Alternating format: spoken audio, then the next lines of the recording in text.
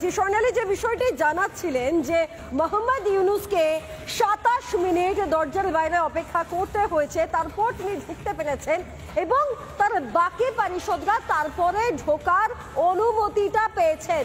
একবার দেখে নিন সেই ছবিটা। আমরা সেই ছবিটাই আপনাদেরকে শুরুতে দেখাবো, যেখানে দেখা যাচ্ছে যে মোহাম্মদ ইউনূস ভিতরে ঢুকছেন, প্রধানমন্ত্রী একদম স্বভাবসিদ্ধ ভঙ্গিতে প্রণাম জানাচ্ছেন এবং পাল্টা প্রণামই করতে দেখা গেছে মোহাম্মদ ইউনূসকে। সেই ছবিটা আমরা একে একে আপনাদেরকে দেখাবো এবং তারপরে দেখুন যেদিকে মোহাম্মদ ইউনূস গিয়ে বসছেন তার পারিষদদের বসার যে জায়গাটা, এই যে বাদিকে তার পারিষদদের বসার যে জায়গাটা, সেই জায়গাটা ফাঁকা, কেউ নেই, কারণ তারা অনুমতিটাই পাননি।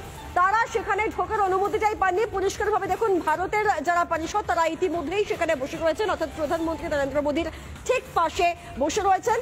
একইভাবে চেয়ার রয়েছে বাঁ দিকেও, দেখুন দুটো ছবি দেখুন, ডান দিকে ভারতের পারিষদরা বসে রয়েছেন, বাঁ দিকের প্রত্যেক কটা চেয়ার, যে কটা চেয়ার আপনারা দেখতে পাচ্ছেন প্রত্যেক কটা চেয়ার ফাঁকা। মোহাম্মদ ইউনূস ঢুকছেন, করজোড় করছেন, তিনিও হাত মেলাচ্ছেন প্রধানমন্ত্রী মোদীর সঙ্গে।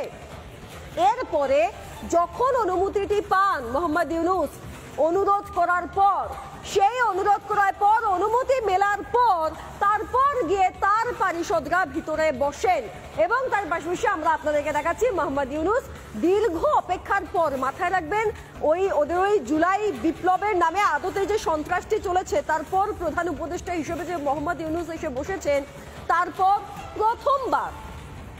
প্রথমবার মোহাম্মদ ইউনূস দেখা করার সুযোগ পেলেন প্রধানমন্ত্রী মোদীর সঙ্গে। আচ্ছা, খুব স্বাভাবিকভাবেই প্রশ্ন ওঠে যে এই বৈঠকে মূলত কোন কোন বিষয় নিয়ে আলোচনা হয়েছে, কোন কোন বিষয়গুলো গুরুত্ব পেয়েছে।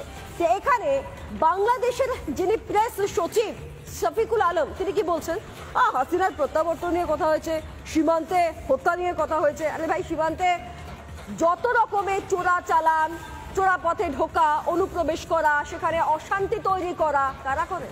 যাই হোক, খুব বিজ্ঞ কথা তিনি বললেন গঙ্গা চুক্তি, তিস্তা চুক্তি ইত্যাদি চুক্তি নিয়ে কথা হয়েছে এবং সেই আলোচনা অত্যন্ত ফলপ্রসূ হয়েছে। শুনে নিন আগে তিনি কি বলেছেন, তারপর আবার আসছি। আমাদের সাথে যে পারস্পরিক স্বার্থ সংশ্লিষ্ট যতগুলো ইস্যু ছিল সবগুলো নিয়ে কথা হয়েছে এবং আমরা আমাদের যেগুলো স্বার্থ সংশ্লিষ্ট যতগুলো বিষয় ছিল সবগুলো বিষয়ই আমাদের চিফ অ্যাডভাইজার মহোদয় সেই মিটিংয়ে বলেছেন।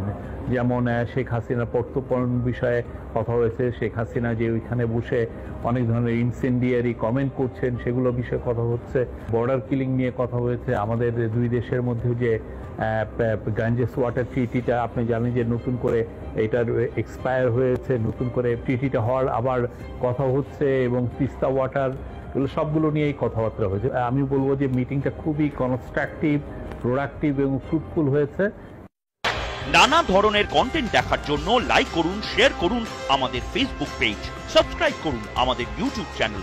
পাশাপাশি অন্যান্য ব্রেকিং নিউজের জন্য অবশ্যই চোখ রাখুন রিপাবলিক বাংলায়।